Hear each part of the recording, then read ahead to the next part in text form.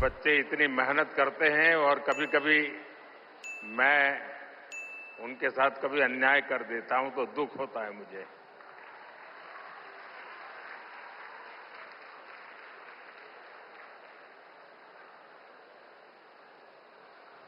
जय श्री कृष्ण। भगवान श्री कृष्ण के दिव्य दर्शनों की संतुष्टि, श्रीमद् भगवद गीता के मंत्रों की ये आध्यात्मिक अनुभूति और इतने सारे पूज्य संतों, गुरुओं की ये उपस्थिति मेरे लिए परम सौभाग्य है। मेरे लिए ये असंख्य पुण्यों को प्राप्त करने जैसा है और जो मुझे सम्मान दिया गया, मेरे लिए जो भाव प्रकट किए गए, शायद मुझे इतने आशीर्वाद मिले कि मेरे लिए जो कहा जाता है मैं उससे योग्य बनूं और ज्यादा काम करूं और मुझसे जो अपेक्षाएं हैं उसे मैं पूर्ण करूं। भाइयों बहनों, अभी 3 दिन पहले ही मैं गीता की धरती कुरुक्षेत्र में था। अब आज भगवान श्री कृष्ण के आशीर्वाद और जगतगुरु श्री मध्वाचार्य जी के यश की इस भूमि पर आना मेरे लिए परम संतोष का अवसर है। आज के इस अवसर पर जब 1 लाख लोगों ने एक साथ भगवद गीता के श्लोक पढ़े तो पूरे विश्व के लोगों ने भारत की सहस्त्र वर्षों की दिव्यता का साक्षात दर्शन भी किया है।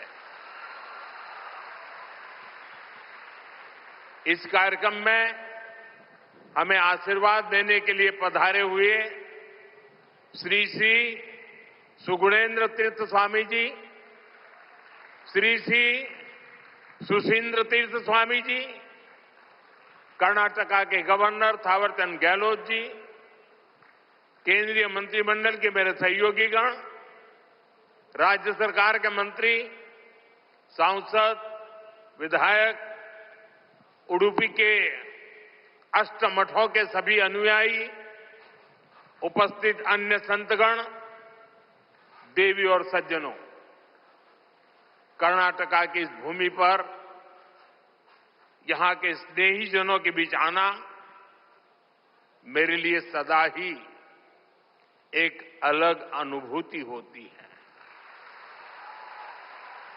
और उडुपी की धरती पर आना तो हमेशा अद्भुत होता है।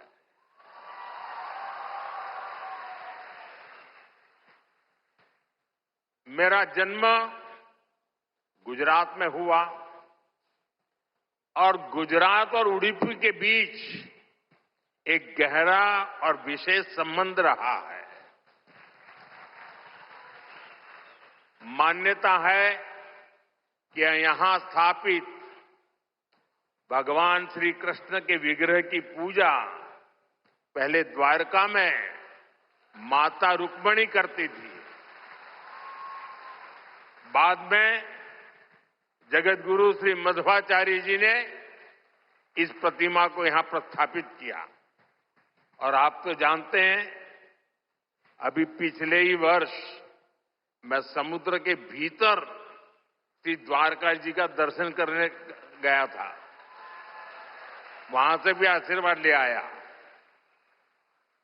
आप खुद समझ सकते हैं कि मुझे इस प्रतिमा के दर्शन करके क्या अनुभूति हुई होगी।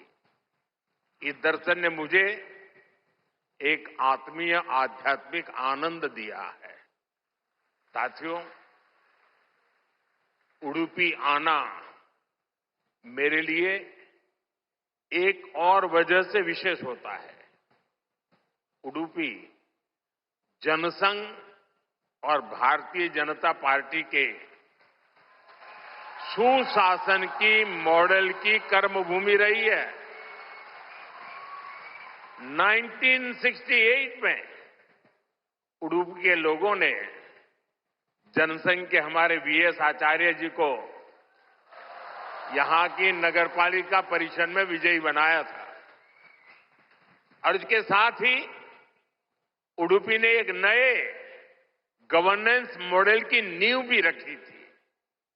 आज हम स्वच्छता के जिस अभियान को राष्ट्रीय रूप देख रहे हैं, उसे उडुपी ने 5 दशक पहले अपनाया था। जल आपूर्ति और ड्रेनेज सिस्टम का एक नया मॉडल देना हो, उडुपी ने ही 70 के दशक में इन कार्यक्रमों की शुरुआत की थी। आज ये अभियान देश के राष्ट्रीय विकास का राष्ट्रीय प्राथमिकता का हिस्सा बनकर हमारा मार्गदर्शन कर रहा है। साथियों, रामचरितमानस में लिखा है,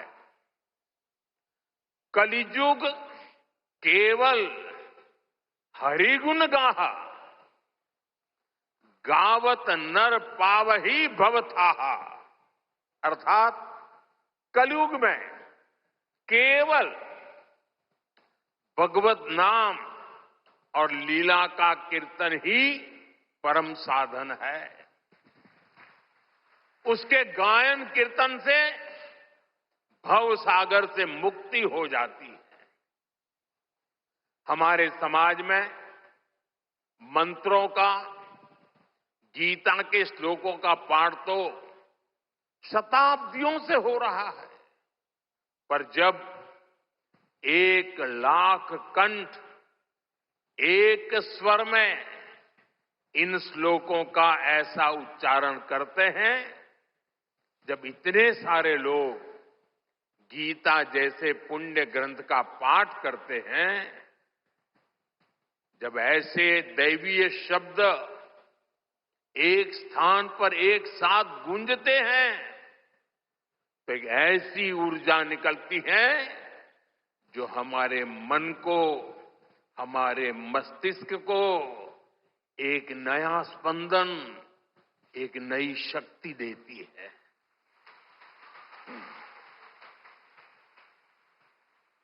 यही ऊर्जा अध्यात्म की शक्ति की है। यही ऊर्जा सामाजिक एकता की शक्ति है। इसलिए आज लक्ष्य कंठ गीता का ये अवसर एक विशाल ऊर्जा पिंड को अनुभव करने का अवसर बन गया है। ये विश्व को सामूहिक चेतना, कलेक्टिव कॉन्शियसनेस की शक्ति भी दिखा रहा है। साथियों, आज के दिन विशेष रूप से मैं परम पूज्य श्री श्री सुगुणेन्द्र तीर्थ स्वामी जी को प्रणाम करता हूं। उन्होंने लक्ष्य कंठ गीता के इस विचार को इतने दिव्य रूप में साकार किया है। पूरे विश्व में लोगों को अपने हाथ से गीता लिखने का विचार देकर उन्होंने जिस कोटि गीता लेखन यज्ञ की शुरुआत की है, वो अभियान सनातन परंपरा का एक वैश्विक जन आंदोलन है। जिस तरह से हमारा युवा भगवत गीता के भावों से, इसकी शिक्षाओं से जुड़ रहा है, वो अपने आप में बहुत बड़ी प्रेरणा है। सदियों से भारत में वेदों, उपनिषदों और शास्त्रों के ज्ञान को अगली पीढ़ी तक पहुंचाने की परंपरा रही है। और ये कार्यक्रम भी इसी परंपरा का भगवत गीता से अगली पीढ़ी को जोड़ने का एक सार्थक प्रयास बन गया है। साथियों, यहां आने से 3 दिन पहले मैं अयोध्या में भी था। 25 नवंबर को विवाह पंचमी के पावन दिन अयोध्या के राम जन्मभूमि मंदिर में धर्म ध्वजा की स्थापना हुई है।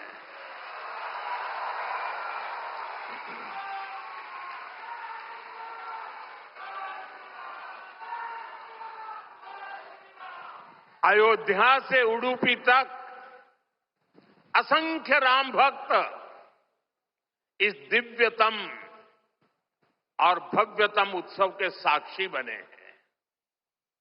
राम मंदिर आंदोलन में उडुपी की भूमिका कितनी बड़ी है, सारा देश इसे जानता है। परम पूज्य स्वर्गीय विश्वेश तीर्थ स्वामी जी ने दशकों पहले राम मंदिर के पूरे आंदोलन को जो दिशा दी, ध्वजारोहण समारोह उसी योगदान की सिद्धि का पर्व बना है। उडुपी के लिए राम मंदिर का निर्माण एक और कारण से विशेष है। नए मंदिर में जगत गुरु मध्वाचार्य जी के नाम पर एक विशाल द्वार भी बनाया गया है। भगवान राम के अनन्य भक्त जगत गुरु मध्वाचार्य जी ने लिखा था, रामाय शाश्वत सुविस्तृत षड्गुणाय सर्वेश्वराय बलवीर्य महारणावाय, अर्थात भगवान श्री राम 6 दिव्य गुणों से विभूषित सर्वेश्वर और अपार शक्ति साहस के सागर है। और इसलिए राम मंदिर परिसर का एक द्वार उनके नाम पर होना उडुपी, कर्नाटका और पूरे देश के लोगों के लिए बहुत गौरव की बात है। साथियों, जगतगुरु श्री मध्वाचार्य जी भारत के द्वैत दर्शन के प्रणेता और वेदांत के प्रकाश स्तंभ है।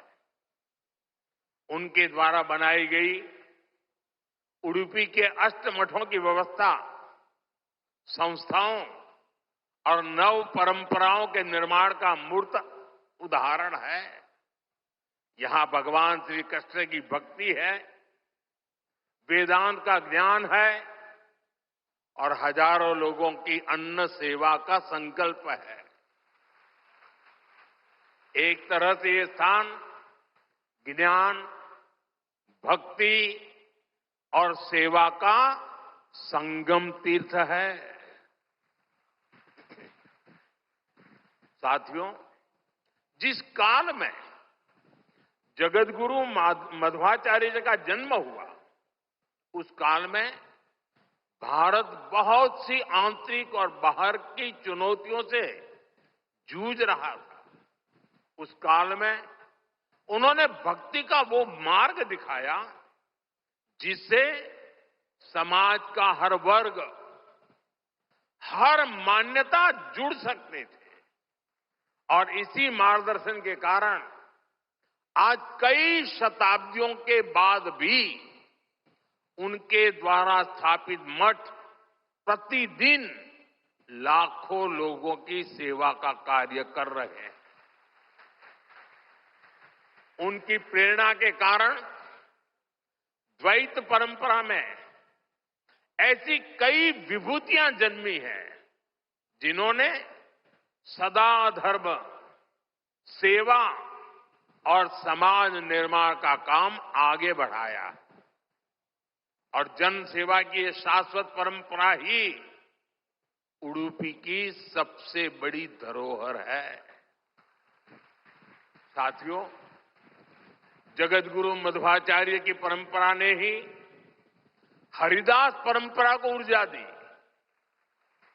पुरंदरदास, कनकदास जैसे महापुरुषों ने भक्ति को सरल, सरस और सुगम कन्नड़ा भाषा में जन जन तक पहुंचाया। उनकी ये रचनाएं हर मन तक, गरीब से गरीब वर्ग तक पहुंची और उन्हें धर्म से, सनातन विचारों से जोड़ा। ये रचनाएं आज की पीढ़ी में भी वैसी की वैसी ही है। आज भी हमारे नौजवान सोशल मीडिया की रील्स में श्री पुरंदरदास द्वारा रचित चंद्रचूड़ शिव शंकर पार्वती सुनकर एक अलग भाव में पहुंच जाते हैं। आज भी जब उडुपी में मेरे जैसा कोई भक्त एक छोटी सी खिड़की से भगवान श्री कृष्ण का दर्शन करता है तो उसे कनकदास जी की भक्ति से जुड़ने का अवसर मिलता है। और मैं तो बहुत सौभाग्यशाली हूं, मुझे इसके पहले भी ये सौभाग्य प्राप्त होता रहा है। कनकदास जी को नमन करने का सौभाग्य मिला है। साथियों, भगवान श्री कृष्ण के उपदेश, उनकी शिक्षा हर युग में व्यवहारिक है। गीता के शब्द सिर्फ व्यक्ति नहीं, राष्ट्र की नीति को भी दिशा देते हैं। भगवत गीता में श्री कृष्ण ने सर्वभूत हिते रताः ये बात कही है। गीता में ही कहा गया है, लोक संग्रहम एवापि संपश्यन कर्तुम अहर्षि। इन दोनों ही श्लोकों का अर्थ यही है कि हम लोक कल्याण के लिए काम करें। अपने पूरे जीवन में जगत गुरु मध्वाचार्य जी ने इन्हीं भावों को लेकर भारत की एकता को सशक्त किया। साथियों, आज सबका साथ, सबका विकास, सर्वजन हिताय, सर्वजन सुखाय, ये हमारी नीतियों के पीछे भी भगवान श्री कृष्ण के इन्हीं श्लोकों की प्रेरणा है। भगवान श्री कृष्ण हमें गरीबों की सहायता का मंत्र देते हैं और इसी मंत्र की प्रेरणा आयुष्मान भारत और पीएम आवास जैसी स्कीम का आधार बन जाती है।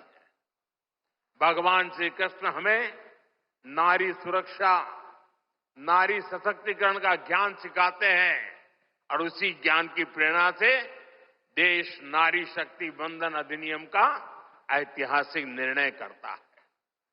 श्री कृष्ण हमें सबके कल्याण की बात सिखाते हैं और यही बात वैक्सीन मैत्री, सोलर अलायंस और वसुधैव कुटुंबकम की हमारी नीतियों का आधार बनती है। साथियों, श्री कृष्ण ने गीता का संदेश युद्ध की भूमि पर दिया था और भगवत गीता हमें ये सिखाती है कि शांति और सत्य की स्थापना के लिए अत्याचारियों का अंत भी आवश्यक है।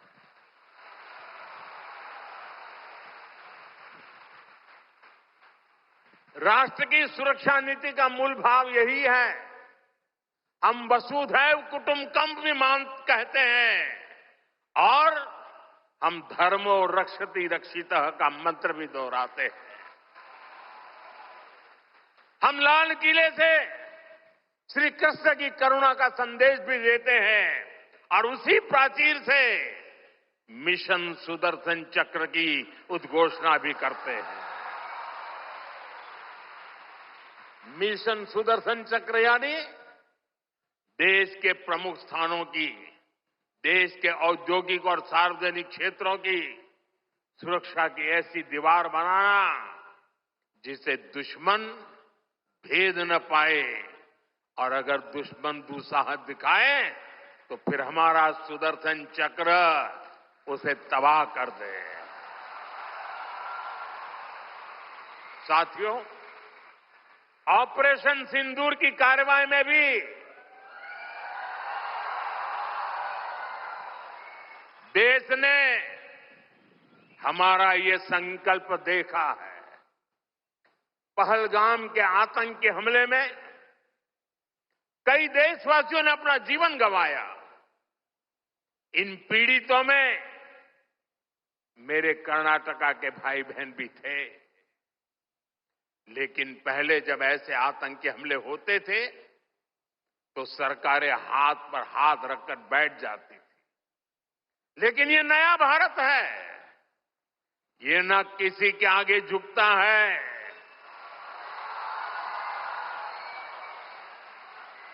और न ही अपने नागरिकों की रक्षा के कर्तव्य से डिगता है।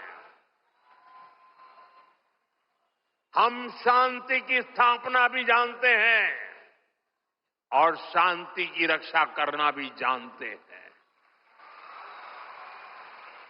साथियों, भगवत गीता हमें कर्तव्यों का, हमारे जीवन संकल्पों का बोध कराती है।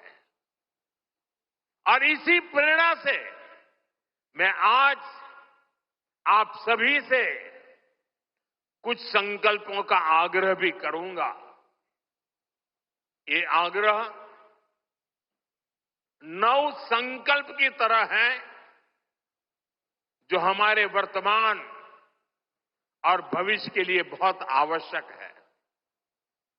संत समाज जब इन आग्रहों पर अपना आशीर्वाद दे देगा तो इन्हें जन जन तक पहुंचने से कोई रोक नहीं पाएगा।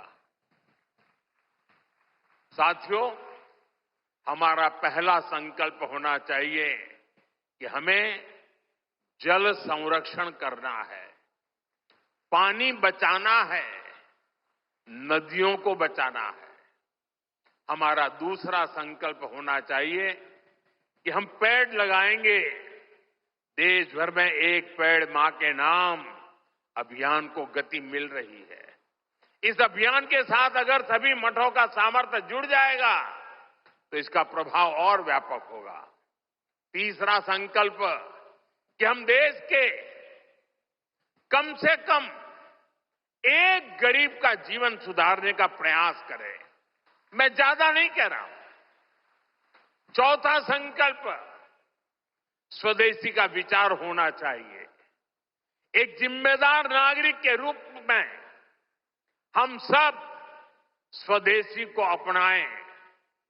आज भारत आत्मनिर्भर भारत और स्वदेशी के मंत्र पर आगे बढ़ रहा है। हमारी अर्थव्यवस्था, हमारे उद्योग, हमारी टेक्नोलॉजी सब अपने पैरों पर मजबूती से खड़े हो रहे हैं। इसलिए हमें जोर शोर से कहना है, वोकल फॉर लोकल,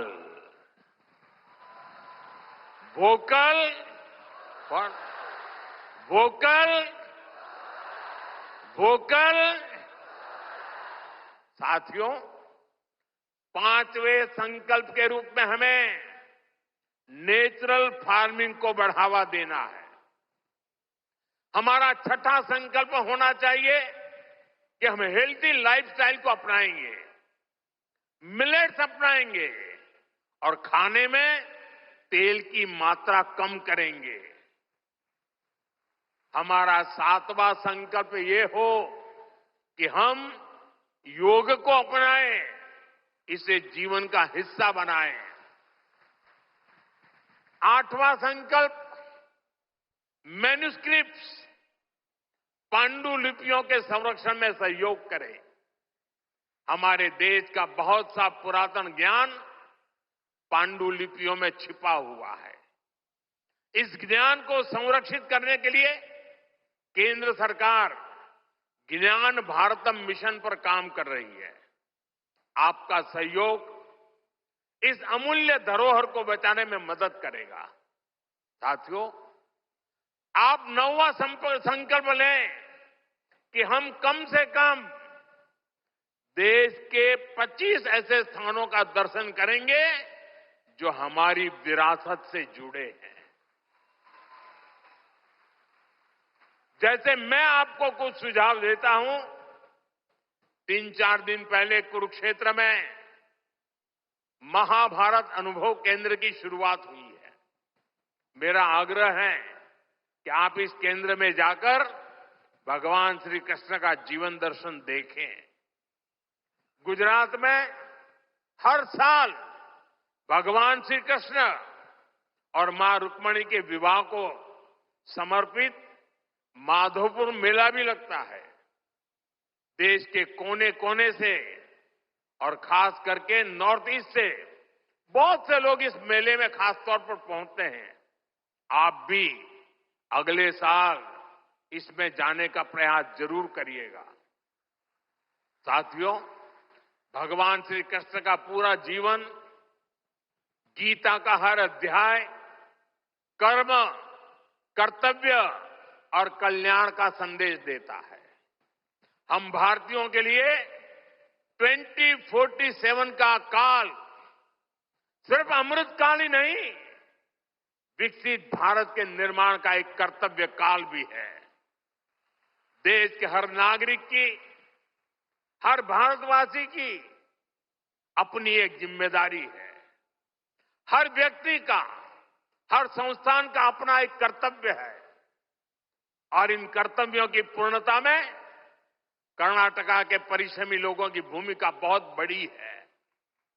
हमारा हर प्रयास देश के लिए होना चाहिए। कर्तव्य की इसी भावना पर चलते हुए विकसित कर्नाटका, विकसित भारत का स्वप्न भी साकार होगा। इसी कामना के साथ